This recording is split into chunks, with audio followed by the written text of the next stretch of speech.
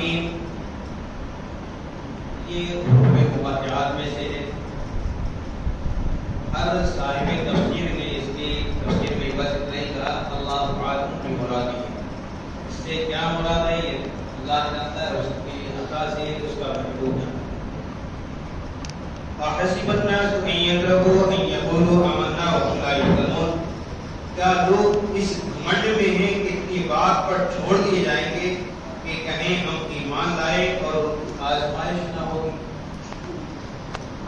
اسی آیت کو دیکھ کے کیا لوگ اس بات میں اس گھمنڈ میں ہیں کہ اتنی بات پر چھوڑ دیے جائیں گے کہ کہیں ہم ایمان لائے اور ان کی آزمائش نہ ہوگی. یہ بہت بڑی بات ہے. اگر یہ ہم سوچ رہے ہیں کہ ہماری آزمائش نہ ہوگی تو یہ ہماری بہت بڑی بھول ہے. پہلے اس آیت کریمہ کا تھوڑا سا شان نزول بتاتا ہوں. یہ آیت ان حضرات کے حق میں نازل ہوئی ہے جو مکہ مکرمہ میں تھے اور انہوں نے اسلام کا اقرار کیا تو اصحاب رسول صلی اللہ علیہ وسلم نے انہیں کہا کہ محض اقرار کافی نہیں جب تک کہ ہجرت نہ کرو. ان صاحبوں نے ہجرت کی اور بقا صدر مدینہ روانہ ہوئے. مشرکین ان کے در پہ ہوئے اور ان سے قتال کیا. بعض حضرات ان میں شہید ہو گئے، بعض بچائے. ان کے حق میں یہ دو آیتیں نازل ہوئیں اور حضرت ابن عباس رضی اللہ عنہ فرمایا کہ مراد ان سے وہ لوگوں سے سلمہ بن ہشام اور عیاش بن ابی ربیعہ اور ولید بن ولید اور عمار بن یاسر وغیرہ ہیں جو مکہ مکرمہ میں ایمان لائے. اور ایک اور یہ ہے کہ حضرت عمار کے حق میں نازل ہوئی جو خدا پرستی کی وجہ سے ترسائے جاتے تھے اور کفار انہیں سخت عذاب پہنچاتے تھے. تو یہاں پر بات سمجھانے کی لیے آیت کریمہ کو سمجھانے کے بعد میں یہ کر رہا ہوں کہ اگر ہم لوگ اس بات کی گمان میں ہیں کہ ہم کہتے ہیں کہ ہم ایمان والے ہیں، خالی اتنا سمجھ لینا کہ ہم ایمان والے ہیں، اب ہماری آزمائش نہیں ہوگی، ہمارا کوئی امتحان نہیں ہوگا، تو یہ ہماری بہت ہی بڑی بھول ہے. اس لیے کہ ہر مومن بندے سے دنیا میں رہتے ہوئے اسے امتحان ہوتا ہے. ہر چیز سے امتحان ہوتا ہے. اس کے مال کے بھی ذریعے اس کا امتحان ہوتا ہے، اس کے دولت کے ذریعے بھی اس کا امتحان ہوتا ہے، اور اس کی اولاد کے ذریعے بھی اس کا امتحان ہوتا ہے، اس کے عزیز و اقارب کے ذریعے بھی اس کا امتحان ہوتا ہے. ہر طریقے سے اس کی آزمائش ہوتی ہے. یہ گمان نہ کرے کہ ان کی آزمائش نہیں ہوگی، ان کا امتحان نہیں ہوگا. اگر یہ گمان رکھتا ہے تو گمان میں فاسد رکھتا ہے، غلط گمان رکھتا ہے. بلکہ اللہ رب العزت ہر مومن بندے سے امتحان لیتا ہے. جو اس پر شکر کرتا ہے اور صبر اختیار کرتا ہے تو اللہ اسے بہترین اجر عطا فرماتا ہے. صبر کرنے والوں کے ساتھ اللہ ہے. وَلَقَدْ فَتَنَّا الَّذِينَ مِن قَبْلِهِمْ فَلَيَعْلَمَنَّ اللَّهُ الَّذِينَ صَدَقُوا وَلَيَعْلَمَنَّ الْكَاذِبِينَ. اور بے شک ہم نے ان سے اگلوں کو جانچا تو ضرور اللہ سچوں کو دیکھے گا اور ضرور جھوٹوں کو دیکھے گا. ہم حسب الذین یعملون السیئات یسبقون سامع حکمون، یا یہ سمجھے ہوئے ہیں جو برے کام کرتے ہیں کہ ہم سے کہیں نکل جائیں گے اور کیا ہی برا حکم لگاتے ہیں. من کان یرجو لقاء اللہ فإن أجل الله لآت وهو السمیع العلیم. جسے اللہ سے ملنے کی امید ہو تو بے شک اللہ کی میعاد ضرور آنے والی ہے اور وہی ہے سنتا اور جانتا ہے. ومن جاہد فإنما یجاہد لنفسہ، اور جو اللہ کی راہ میں کوشش کرے تو اپنی ہی بھلے کی کوشش کرتا ہے.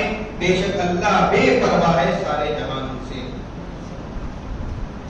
دیکھیے بے شک ہم نے ان سے اگلوں کو جانچا. ظاہر سی بات ہے کہ ہم سے پہلے امتوں کو بھی اللہ نے جانتا ہے، ان کی بھی آزمائشیں ہوئی ہیں، ان کے بھی امتحان ہوئے، ویسے ہم سے بھی امتحان ہوں گے.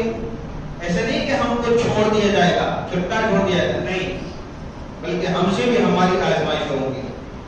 تو ضرور اللہ سچوں کو دیکھے گا، جو سچے ہیں ان کو بھی دیکھے گا، اور ضرور جھوٹوں کو دیکھے گا کہ جھوٹے کس میعاد تک جاتے ہیں اور سچوں کا کیا حال ہے. یا یہ سمجھے ہوئے ہیں کہ وہ جو برے کام کرتے ہیں کہ ہم سے کہیں نکل جائیں گے. یعنی اگر چاہے مومن بندہ ہو چاہے کافر بندہ کوئی بھی ہو، اگر اس گمان میں ہے، مومن تو جانتا ہے کہ رب ہے، اللہ ایک ہے جو ہر چیز پر قادر مطلق ہے، وہ ہماری دلوں کے حال کو بھی جانتا ہے، ظاہر باطن ہر چیز کو جانتا ہے. اگر وہ دل میں یہ گمان رکھے کہ میں جو بھی چاہوں برا کام کروں میں اللہ کی پکڑ سے نکل جاؤں گا، مجھے راستے آتے ہیں، یہ گمان میں اگر زندگی گزارتا ہے تو بالکل بیکار زندگی گزارتا ہے. اللہ کی پکڑ سے کوئی نہیں نکل سکتا. کیا ہم سے کہیں نکل جائیں گے؟ کیا ہی برا حکم لگاتے ہیں. من کان یرجو لقاء اللہ فإن أجل الله وهو السميع العليم. جسے اللہ سے ملنے کی امید ہو تو بے شک اللہ کی میعاد ضرور آنے والی ہے. میعاد سے مراد موت، یعنی جو یہ چاہتا ہے کہ میں اپنے رب سے ملاقات کروں. اور ظاہر سی بات ہے ہر مومن بندے کو جس نے کلمہ لا الہ الا اللہ محمد رسول اللہ صلی اللہ علیہ وسلم پڑھا ہے، اس بندے کو جنت کے اندر سب سے بڑا انعام یہ ملے گا کہ ان کو ان کے رب کا دیدار کرائے. من کان یرجو لقاء اللہ، جو چاہتا ہے کہ اپنے رب سے ملاقات کرے، فإن أجل الله لآت، اور اللہ کی میعاد ضرور آنے والی ہے. یعنی جو اس کا وعدہ ہے، جو اس نے مقرر کر رکھا ہے وہ آ کر رہے گا. اللہ کی میعاد ضرور آنے والی ہے، یعنی ہم کو موت آئے گی اور یہ موت ہی ہمیں اللہ سے ملاقات کا ذریعہ ہوگا. موت ہی نبی سے ملاقات کا بھی ذریعہ ہے اور موت ہی اپنے رب سے ملاقات کا ذریعہ. ویسے تو ہم ہر نماز میں اپنے رب سے ملاقات کرتے ہیں، ہر اٹھتے بیٹھتے ہم اپنے رب سے ملاقات کرتے ہیں، مگر ایک جو ہے رب، اس سے مراد کیا ہے؟ رب کا دیدار. کیا ہے؟ رب کا دیدار. وہ سمیع العلیم، اور وہی ہے سنتا اور جانتا ہے. ومن جاہد فإنما یجاہد لنفسہ ان اللہ لغنی عن العالمین. اور جو اللہ کی راہ میں کوشش کرے، یعنی جو اللہ کی راہ میں کوشش کرے، کوشش کرنے کا مطلب کیا ہے؟ صدقہ، زکات، خیرات، نوافل اور 5 وقت کی نماز اپنے وقت مقررہ پر ادا کرنا، غریبوں کو ان کا حق ادا کرنا، مسکینوں کو کھانا کھلانا، یتیموں کی مدد کرنا. سمجھے؟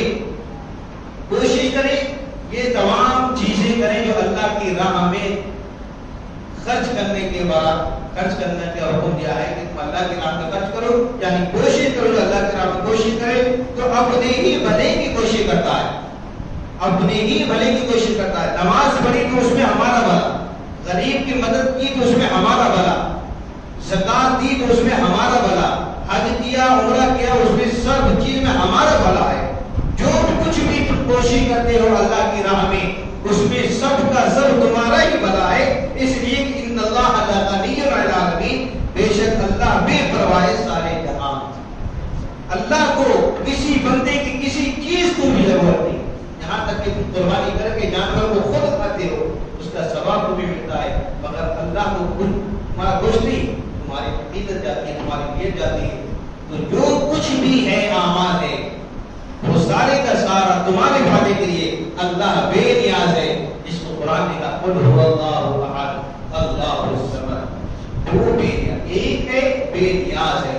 نہ اس کا کوئی بیٹی ہے، نہ کوئی بچہ، نہ اس کو کسی نے جانا ہے، نہ اس کی اولاد، کیونکہ ہر چیز سے بے نیاز.